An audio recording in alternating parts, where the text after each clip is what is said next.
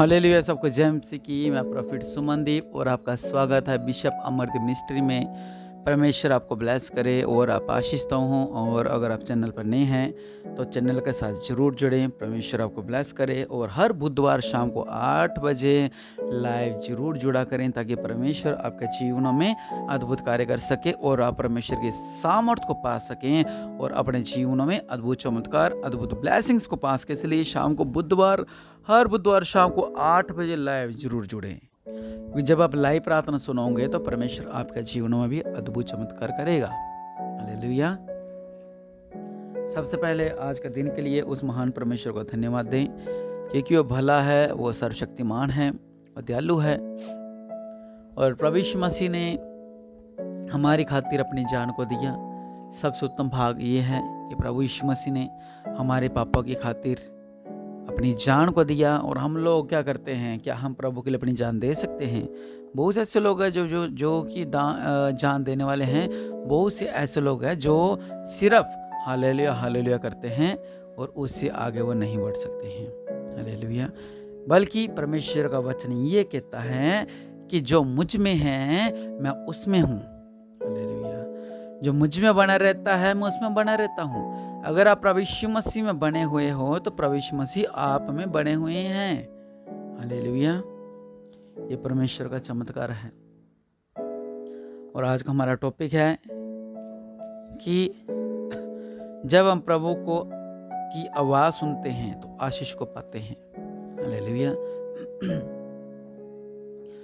ये बहुत ही गहरी बात है कि जब हम प्रभु यीशु मसीह की आवाज को सुनते हैं तो हम आशीष को पाते हैं। इस बात को बहुत ही कम लोग समझ पाएंगे क्योंकि बहुत ही कम लोग ऐसे हैं जो कि प्रभु यीशु मसीह की आवाज़ को सुन पाते हैं। हालेलुया। जिनको बाइबल का ज्ञान है, जो बाइबल को पढ़ते हैं, जो वचनों को पढ़ते हैं, उनको तो पता है कि प्रभु यीशु मसीह हमसे बात करना चाहते हैं और प्रभु की आवाज़ को हम सुनकर आशीष पा सकते हैं। और जिन लोगों को पता ही नहीं कि वचन क्या है वो कैसे आशीष पा सकते हैं। हालेलुया। इसलिए आप वचन को पढ़ें, ब्लेसिंग्स को पाएं प्रभु यीशु मसीह के नाम से। और वचन कहता है कि जब हम प्रभु की आवाज़ सुनते हैं तो आशीष पाते हैं। सबसे बड़ी बात, 3 तरह की आवाज़ होती है। पहली आवाज़ होती है हमारे खुद की, दूसरी आवाज़ होती है हमारे मन की और तीसरी आवाज़ होती है शैतान की। पहली आवाज़ जिसको हम कहते हैं वो हमारे खुद की होती है, मतलब कि मन की। और दूसरी आवाज़ होती है प्रभु यीशु मसीह की और तीसरी आवाज़ होती है शैतान की। इन 3 आवाज़ों में से हमने सोचना है कि कौन सी आवाज़ और कहाँ से ये आवाज़ आ रही है। हालेलुया।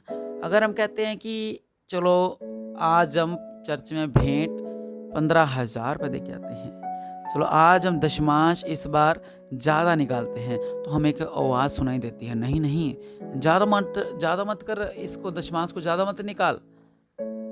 तो वो समझ लो शैतान की आवाज़ है।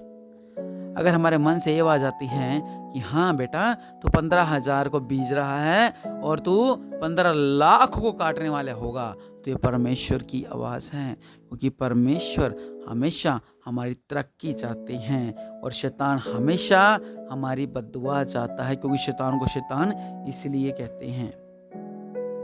अगर आप प्रभु की आवाज़ सुनते हो तो आशीष पाते हो। प्रभु की आवाज़, मन की आवाज़ और शैतान की आवाज़। और हमारा दुश्मन कौन है? शैतान हमें परमेश्वर की आवाज़ को सुनने नहीं देता। वो कहता नहीं, अगर किसी ने आवाज़ को सुन लिया तो प्रॉब्लम हो जाएगी। अगर किसी ने आवाज़ को सुन लिया तो क्या हो जाएगा? ये आशीष को पा जाएगा। अगर हम अदन की वाटिका में चलते हैं तो प्रभु यीशु मसीह ने सबसे पहले आदम को बनाया, बाद में उसके पसली निकालकर आदम को गहरी नींद में डालकर उसकी एक हड्डी निकालकर उसकी एक पसली से उसकी पत्नी को बनाया और जिसका नाम था हवा, ईव। और बाद में उन्होंने क्या किया? प्रभु यीशु मसीह ने ये कहा था, यहोवा परमेश्वर ने ये कहा था कि तुम लोग इस फल को मत खाना। लेकिन शैतान ने क्या किया आपको पता है? शैतान ने कहा बेटा फल खा ले, और इसके मन ने भी कहा फल खा ले। प्रभु यीशु मसीह ने कहा कि फल नहीं खाना, यहोवा परमेश्वर ने कहा फल नहीं खाना, और इसके अंदर से एक आवाज़ आई कि मैं फल को खा लेती हूँ। ऊपर से शैतान ने कहा तू फल को खा ले, और इसने क्या किया, इसने फल को खा लिया।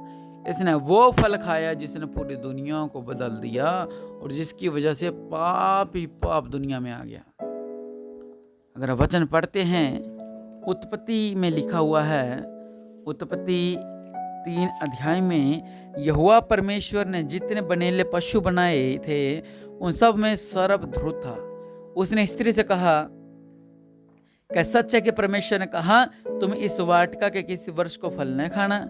स्त्री ने सांप से कहा, इस वाटिका के वर्षों के फल हम खा सकते हैं, पर जो ये वाटिका के बीच में है उसके फल के विषय में परमेश्वर ने कहा कि न तो उसको खाना और न उसको छूना, नहीं तो तुम मर जाओगे। तब सर्प ने स्त्री से कहा तुम निश्चय मरोगे, वरन परमेश्वर आप जानता है कि जिस दिन तुम उसका फल खाओगे उस दिन तुम्हारी आंखें खुल जाएंगी और तुम भले बुरे ज्ञान पाकर परमेश्वर के तुल्य हो जाओगे। इन्होंने किसकी आवाज़ को सुना? इन्होंने शैतान की आवाज़ को सुना। ना तो इन्होंने अपनी आवाज़ को सुना और ना ही इन्होंने परमेश्वर की आवाज़ को सुना। इन्होंने आवाज़ को सुना तो शैतान की आवाज़ को सुना। अब आप इस बात को समझें कि इसको बनाया किसने था? प्रभु यीशु मसीह ने। यहोवा परमेश्वर ने आदम के पसले निकाल कर उसकी पत्नी ईव हवा को बनाया और उसको गहरी नींद में डालकर परमेश्वर उसी के मांस से स्त्री को बनाया। लेकिन क्या हुआ यहाँ पे आपको पता है? वही स्त्री परमेश्वर के विरुद्ध होगी। प्रभु ने कहा था इस फल को मत खाना, उसने वही फल को खाया। परमेश्वर हमसे भी कहते हैं ये पाप मत करना। हम सोचते हैं हमारे दिल की, हमारे मन की, फिर हम सोचते हैं बाइबल के बारे में, फिर हम सोचते हैं कि कहीं ऐसा करने से मेरे घर में प्रॉब्लम तो नहीं हो जाएगी, फिर बिजनेस में प्रॉब्लम तो नहीं हो जाएगी। हम ये बातें सोचते हैं, लेकिन हम ये भूल जाते हैं कि परमेश्वर हमसे प्यार करता है और हम शैतान की आवाज़ को सुनकर शैतान के रास्ते पर चल जाते हैं और हम परमेश्वर की नहीं बल्कि शैतान की आवाज़ को सुनते हैं और हम क्या करते हैं, जो हमारे पास होता है वो हम सब खो देते हैं। यहाँ पर आगे लिखा हुआ है कि जब उन्होंने अदन की वाटिका में से उस वृक्ष को खाया, उस फल को खाया, और उसके बाद उन्होंने क्या किया? वहाँ पे लिखा है कि उनको तब होश आया कि हम तो नंगे हैं, और वो पत्तों से अपने शरीर को ढकने लगे। जब हम प्रभु यीशु मसीह के साथ होते हैं तब हम हवा में होते हैं, तब हम आशीषों में होते हैं, तब हम ब्लेसिंग्स में होते हैं, तब हमारे जीवन में अद्भुत चमत्कार हो रहे होते हैं। हमें लगता है कि परमेश्वर हमारे जीवनों में अद्भुत कार्य नहीं कर रहा है, लेकिन हमारे जीवनों में नींव मजबूत होती रहती है, नींव मजबूत होती रहती है, नींव मजबूत होती रहती है, और प्रभु यहोवा हमारी रक्षा करते रहते हैं। हालेलुया। और हमें लगता है कि परमेश्वर हमारी मदद नहीं कर रहे। शैतान ने हवा के मन में डाला कि तू गलत कर, और उसने गलत किया। शैतान हमारे मन में डालता है कि तुम गलत करो, तुम चर्च मत जाओ, तुम ऑफरिंग मत डालो, तुम भेंट मत डालो, तुम दशमांश मत डालो, घर में प्रार्थना मत रखाओ, वचन मत पढ़ो, बाइबल मत पढ़ो, आराधना मत सुनो, ना आराधना करो, संडे को चर्च में जाओ। बहुत सी बातें जो शैतान हमसे करता है, हमारे दिमाग में ऐसे बीज को डाल देता है और हम पजल हो जाते हैं किसकी आवाज़ को सुने।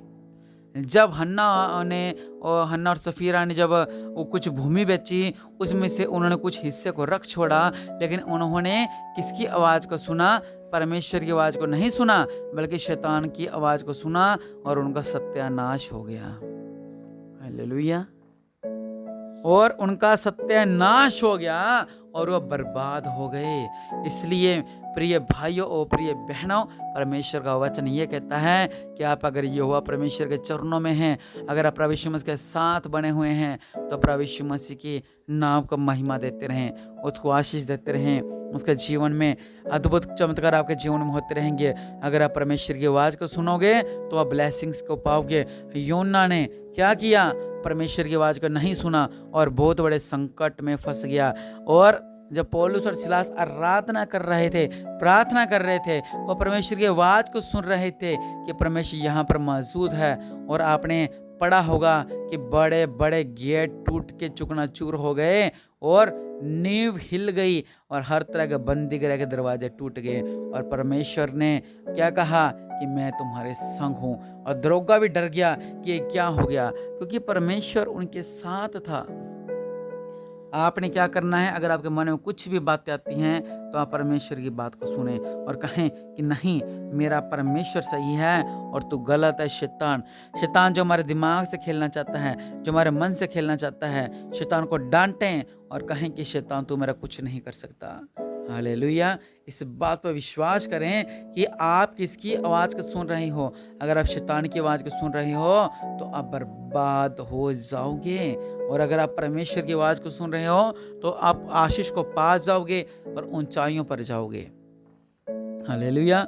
इसलिए अपनी आंखों को बंद करें। आइए प्रार्थना करते हैं और परमेश्वर से कहें कि प्रभु, मैं हन्ना और सफीरा की तरह नहीं हूँ, बल्कि मेरे पिता परमेश्वर प्रभु जी, मैं आपके दास लोगों की तरह हूँ, जो आपके साथ बने रहते थे, जो आपके साथ वचनों बने रहते थे, जो आपके साथ हर एक दुख में, हर एक सुख में आपके साथ थे। मेरे पिता, मैं आपके साथ मिलकर ऐसा बनना चाहता हूँ। ओ राजा होऊंगा राजा, प्रभुंगा प्रभु, मेरे पिता परमेश्वर प्रभु, दया करने वाले परमेश्वर प्रभु जी, आज जो लोग प्रार्थना कर रहे हैं कि प्रभु हम आपके अंदर बनना चाहते हैं, हम आपकी आशीष को पाना चाहते हैं, तो मेरे पिता परमेश्वर प्रभु जी, इनके बीच में अद्भुत कार्य करो। ये आशीष होने पाए, ये ब्लेस्ड होने पाए, आपका अनुग्रह इनके साथ रहे। यहोवा परमेश्वर प्रभु जी, ये शैतान की नहीं, खुद की नहीं, बल्कि आपकी आवाज़ को सुनने वाले हो मेरे पिता। क्या सही है, क्या गलत है, उसका ये सही से पता करने वाले हो मेरे पिता परमेश्वर प्रभु। और आपकी ब्लेसिंग्स इनके साथ रहे, आपका अभिषेक इनके साथ रहे,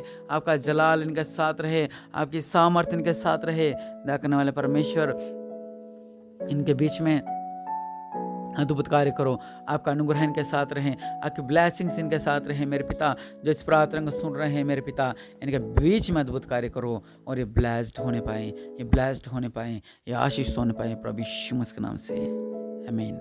और निश्चय परमेश्वर आपको ब्लेस करें और आप आशीष हो प्रभु यीशु मसीह के नाम से।